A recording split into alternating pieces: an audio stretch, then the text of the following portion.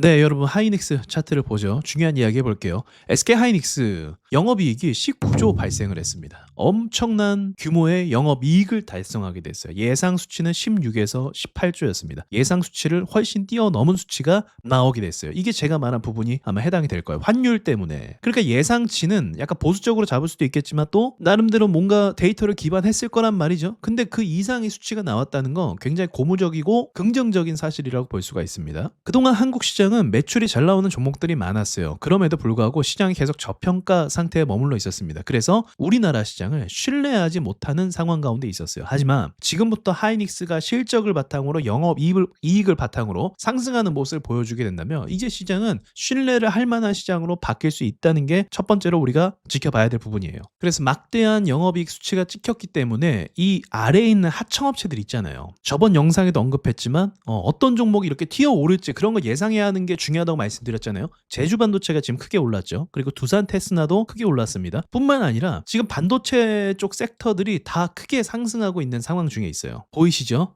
이런 종목들에도 이제 그동안의 그 신용은 없었지만 이제는 믿음이 생기기 시작했다는 거죠. 뭘 바탕으로? SK 하이닉스가 증명을 했기 때문에 그렇습니다. 그리고 놀라운 사실은 2026년도에는 사실 하이닉스의 매출이 더 늘어날 예정이에요. 그러니 이전에 없었던 매출이 늘어남에 따라서 주가가 정직하게 반영해주는 이런 모습이 나타나게 된다고 하면 우리나라도 미국 시장처럼 그 회사의 진짜 가치를 쫓아서 주가가 거기에 수렴하는 그런 모습만 계속 나온다고 한다면 우리나라 시장은 아직도 사람들이 매수할 이유가 남았다고 볼 수도 있게 되는 거죠. 그래서 여러분이 주목해야 하셔야 되는 게 뭐냐면 이제 하이닉스의 저 영업이익이 의미하는 건 앞으로 그 밑에 있는 하청업체들 있잖아요. 그런 회사들의 주가도 이제 믿음이 생겨서 같이 딸려 올라갈 수 있다고 말씀드릴 수 있는 거죠. 얼마 전에 했던 얘기 또 기억나세요? 로봇 같은 경우도 초대박주가 있었어요. 그쵸? 로보티즈라든지 또는 뉴로메카라든지 강력한 종목들이 있었습니다. 원전도 있었어요. 최근 같은 경우는 우리기술 종목을 볼 수 있겠고 또 조선도 있었어요. HJ중공업 엄청나게 폭등했죠. 각자 섹터마다 강력하게 올라가는 중소형주들이 하나씩 있었다는 거예요. 근데 제가 안 나온 섹터가 뭐가 있다고 했어요? 반도체가 아직 이런 게 나오지 않았다고 말씀을 드렸죠. 그래서 뭐가 올라갈지 잘 주목하셔야 된다라고 말씀드렸죠. 다 신고가에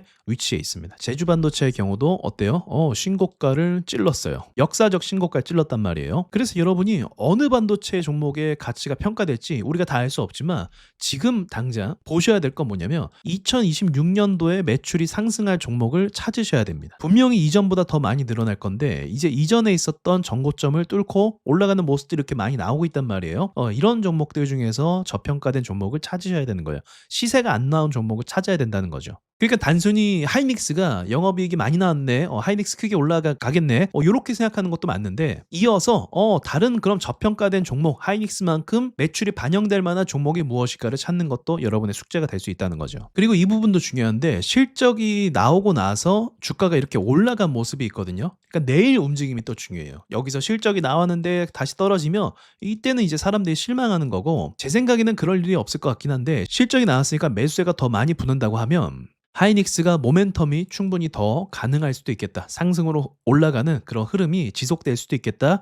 그렇게 예상할 수도 있어요. 왜냐면 이전에 기억나세요? 이때 하이닉스가 급등했을 때 어땠어요? 신용 물량이 많아서 그걸 털어내고 흔들렸단 말이에요. 사람들은 학습을 하기 때문에 이게 다시 뚫고 올라갈 때 이전에 있었던 이런 일들이 일어날까봐 여기 올라가면 매수를 막상 못할 겁니다. 그러니까 그 단순히 실적 뉴스만 보고 들어오는 사람들은 매수를 할 수 있는데 기존에 주식을 하는 사람들은 이런 데서 공격적으로 매수를 아마 못할 거예요. 이전에 있었던 좋지 않은 경험이 있기 때문에 그런 거죠. 그래서 저는 오히려 역으로 지금 실적을 발표되고 나서 오히려 떨어지는 경우도 많이 있거든요. 호재가 반영되면 떨어지는 경우도 있어요. 그래서 이런 경우가 아니라면 매수세가 붙고 방어가 해준다면 다른 매수세들에 힘입어서 계속적인 계단형 상승도 가능할 수도 있겠다고 봐요. 시장은 아무튼 분위기가 중요한데 하이닉스가 영업이익을 이렇게 대단하게 갱신했다는 건 시장의 분위기를 더 좋게 만들어지는 역할을 해준다고 좀 말씀드리고 싶어요. 그리고 참 묘하게 이런 호재와 더불어서 환율 역시도 안정화가 되고 있습니다. 여러분께서 시장이 주는 기회를 잘 잡으시고